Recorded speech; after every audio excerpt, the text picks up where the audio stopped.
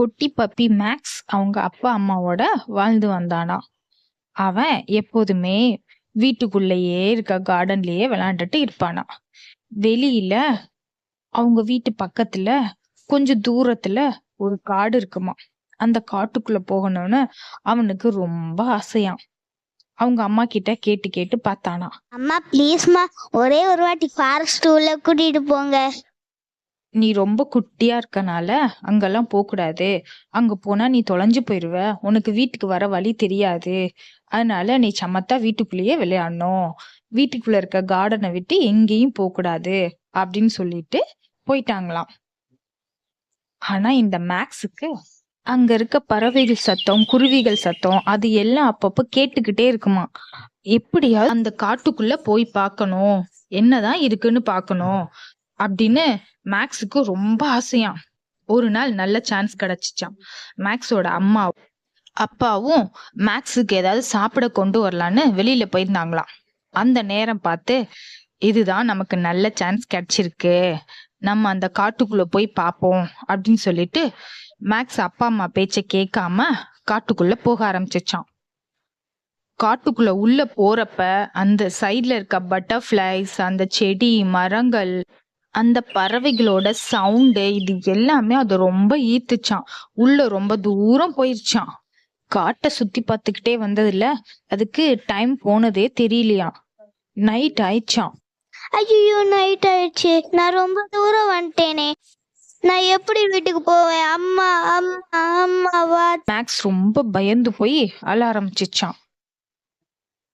வீட்டுக்கு வந்த மேக்ஸோட அப்பா அம்மா இங்கே தானே விளையாட சொல்லிட்டு போனோம், மேக்ஸ் ஆளையே காணாமே, எங்க போனா அப்படின்னு தேட ஆரம்பிச்சாங்களாம். அப்பதான் மேக்ஸோட அம்மாவுக்கு தோணுச்சான். அடிக்கடி மேக்ஸ் கேட்டுக்கிட்டே இருந்தா, அந்த ஃபாரஸ்ட்குள்ள எனக்கு போக ரொம்ப ஆசையா இருக்குன்னு கேட்டுக்கிட்டே இருந்தா, அங்கதான் அவ போயிருக்கணும், நம்ம உள்ள போய் தேடி பார்ப்போம் அப்படின்னு மேக்ஸோட அப்பாவும் அம்மாவும் டிசைட் பண்ணி ஃபாரஸ்ட்குள்ள போய் தேட ஆரம்பிச்சாங்களாம். மேக்ஸ் காட்டுக்குள்ள விலங்குகளோட சவுண்ட் எல்லாம் கேட்டு பயந்து போய் உட்கார்ந்து இருந்தானா. அப்ப திடீர்னு ஒரு சவுண்ட் கேட்டுச்சான். என் அப்பா அம்மா தான் வந்துட்டாங்க அப்படின்னு நினைச்சிட்டு மேக்ஸ் திரும்பி பார்த்துச்சான். பார்த்தா ஒரு ஆமை வந்துட்டு இருந்துச்சான். என்னாச்சு, ஏன் இங்க வந்திருக்க அப்படின்னு கேட்டுச்சான். அப்போ மேக்ஸ் நடந்ததெல்லாம் சொல்லுச்சான். ஓகே, நீ பயப்படாத, நைட் ஃபுல்லா நான் உன் பக்கத்திலே இருக்கேன், காலையில ஆனதும் நான் உன்னை காட்டுக்கு வெளியில போய் விட்டுறேன், நீ உங்க வீட்டுக்கு போயிரு அப்படின்னு சொல்லிச்சான். அதை கேட்டதும் மேக்ஸுக்கு ரொம்ப ஹாப்பி ஆயிடுச்சான். சரின்னு சொல்லிட்டு கொஞ்சம் தைரியமா இருந்துச்சான். அப்ப திடீர்னு ஒரு சவுண்ட் கேட்டுச்சான்.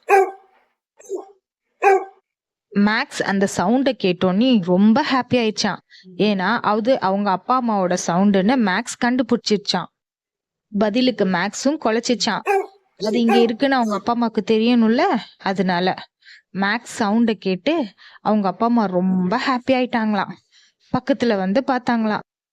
வந்து பார்த்தா மேக்ஸ் பயந்து போய் உட்கார்ந்து இருந்துச்சான். மேக்ஸ்க்கு துணையா ஆமையும் இருந்ததை பார்த்து மேக்ஸோட அப்பா அம்மாக்கு ரொம்ப ஹாப்பி ஆயிடுச்சான். அந்த ஆமைக்கு தேங்க்யூ சொல்லிட்டு மேக்ஸ கூட்டிட்டு ஹாப்பியா உங்க வீட்டுக்கு போனாங்களாம். சோ குட்டீஸ், இதுல இருந்து என்ன தெரியுது?